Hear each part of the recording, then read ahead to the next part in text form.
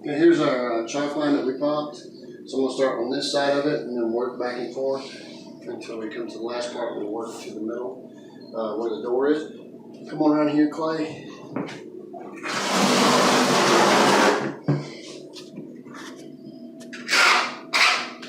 This is the size that we're using.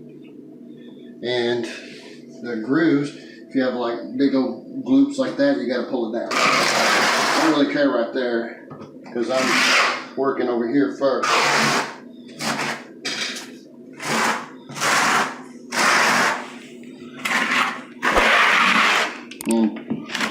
Trying to make sure everything has. And you see where those dotted areas are? That's not enough. You got to put more on. See that? See those gaps right there? That's not enough. You got to put more there. So that's what I'm doing. I'm going to fill all this area, and then I'm going to work from this line that way because I can probably reach that and go all the way across. Have a lot of cuts, and we'll take you with us so you can do it yourself, or at least you know how it's supposed to be done. That's what I provide, is that knowledge, either to do it yourself or know how it's supposed to be done, so you can have somebody doing it right for you.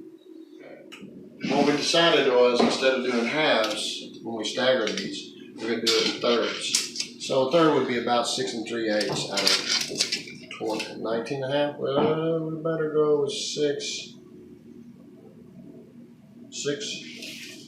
19 and a half.